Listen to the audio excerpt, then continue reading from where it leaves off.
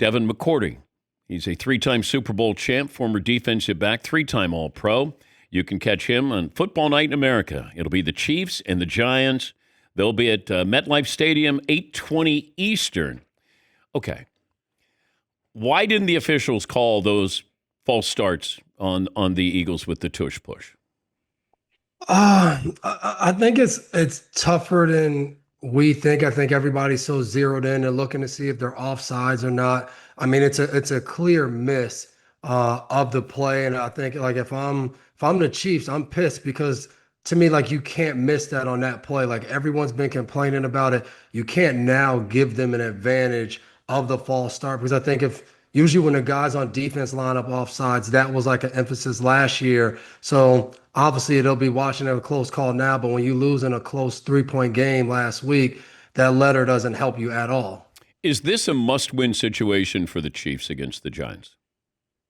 I think so. I think for them and to get back to feeling like yourselves and to rally, you can't fall too far behind. The Chargers are already starting 2-0. I don't like you can't go 0-3 and just keep losing and hoping that Rashee Rice gets back and hoping Worthy. Like you still got to go find a way to win. And I think their championship pedigree is going to make them feel like they have to go win this game. Yeah, I just wonder if maybe it's right there in front of us. And maybe this is where the Chiefs aren't who we thought they were, that they're not going to win this division. Maybe they're a wild card team. How far along do you need to get before you think you got a handle on who the Chiefs are? I mean, for them, we won't believe it until they lose in the playoffs or they don't make the like that's the Okay. only way because the way they've lost these first two games is the same way they won games last year. Instead of last year against the Chargers, they get the defensive stop, then Mahomes goes down and scores. This year against the Eagles, they would have got the defensive stop, and then he goes and scores. So it's the same thing. It's that close of a line in the NFL. They're not far off. The Dolphins last night had a chance to win that game. They were going toe-to-toe with Buffalo. What are they missing? I think the way their team is constructed, Tua has to go be that guy. And I know everybody's going to talk about the sealer penalty to extend the drive. The truth of the matter is, Buffalo goes up 7 with I think 7 minutes and 17 seconds left in the fourth quarter. Plenty of time. Miami drives right down the field, and then it comes to you throw Terrell Bernard an interception, and then they go down. Buffalo goes down, kicks a field goal with 20 something seconds left, and that's the game. And I think we're not even talking about the sealer penalty if Tua can take the team down and go score because they did. Like everyone expected their defense not to get any stops last night. They got 2 big stops in the third, a stop in the fourth quarter to try to get this team to lead. I just think, and obviously the offensive line isn't perfect. They need Tua to be the guy that we watch Buffalo and Josh Allen. That no matter how the game goes, if I get enough chances, I'll go win the game. I'll go take the game away from the other team. I think they need to start to see that from Tua. But being a former defensive back, if you know that quarterback's not going to throw, he's not even looking downfield. Everything is, 5 yards. Maybe occasionally it's a little bit more than that if he scrambles like he did last night. But how does that affect how you play your position if you know he's not really going to challenge you down the field? Yeah, I remember playing in games and Coach Belichick would come and tell us, like, this team's not trying to throw the ball down the field. And he would say, like, at most, I think the ball might go 40, 45 yards down the field. And if you watched last night's game, he threw one post to Tyreek Hill that probably should have been intercepted, hung in the air forever. So it tells you be aggressive. Don't and I know they have two of the fastest receivers in the league, and it sounds crazy to say be aggressive, but they're not throwing the ball really deep or really outside that much. So you see Buffalo, they're packing the middle of the field and guys are aggressive coming downhill. The linebackers play a little deeper to take away that middle part. And they say, beat us checking the ball down, beat us throwing it underneath the whole time. And that's how everybody's playing them. And so far, it's worked because it's led to we're going to continue to make you play that way and hope that you make a mistake. And Tua has made those mistakes. I think it's 4 interceptions in the first 3 games. What's it like to line up against one of the fastest guy in the NFL when you're out there? He's faster than you, but what is that like as a defensive back where you go, all right, it's me on an island? You got to have a plan. I think that's the key thing. So whenever you do see, last night it was Benford a lot on Tyreek Hill. When he was up in his face, that pressure was coming. They were blitzing, they were doing different things. So as a corner, you take the mentality and have the confidence in the rest of your guys that, all right, I'm not gonna have to cover this fast dude for 8 seconds because the ball should be coming out fast. And I think that's the blend of your rush and your coverage. You got to have both. You can't chase Tyreek Hill around the field without pass rush and think you're going to have success. Who was the guy, though, that when you're out on an island, you're like, oh boy? Oh, I mean, who wasn't a guy? You think about Antonio Brown in my era, Julio Jones being the top two when I was a young guy.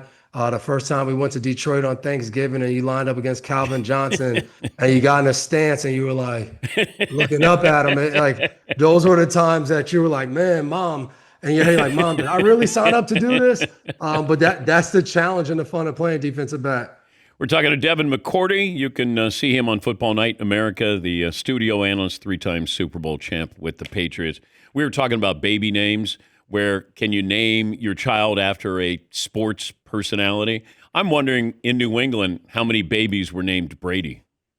One of my good friends, his son's 8 now, and he's a Brady. I mean, when you're walking around, you meet so many kids named Brady because Tom's just not enough. Like you can be any Tom, but that Brady first name, it's very popular in all the New England states. You wouldn't have named your children Brady, would you?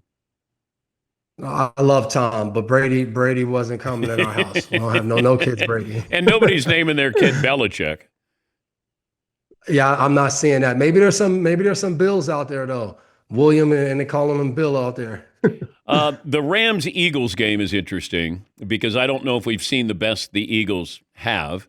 But the Rams, I think the Rams are so dangerous. And, well, we saw that last year in this game that they might have won that game if it was a little bit longer, but obviously it wasn't. But handicap that game here. What do you expect to happen in this rematch?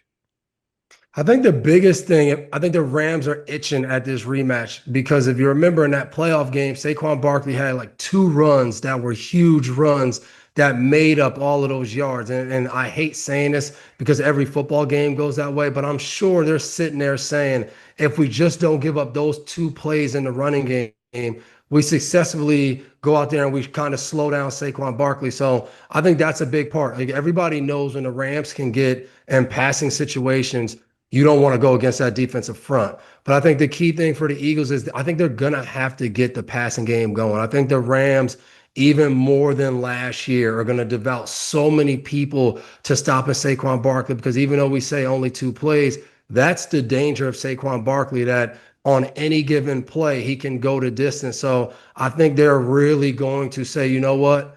Don't hold the disguise as long. Don't do this just get down there, stop them, stop them. And I think that's going to force the Eagles to use and open up this passing game. And so far, that's yet to be seen how the passing game is really going to look this year. We know they have the players, but like, is there a confidence level to go out there and execute the passing game at a high level? Because eventually I see Stafford and Puka Nacua and Devontae Adams. I see them starting to be able to make some plays in this game. We saw week 1 opposite Quinion Mitchell is a little bit of an issue. And with 2 guys that they have with Stafford throwing the ball, I think that can create some problems. Are you all in on the Chargers?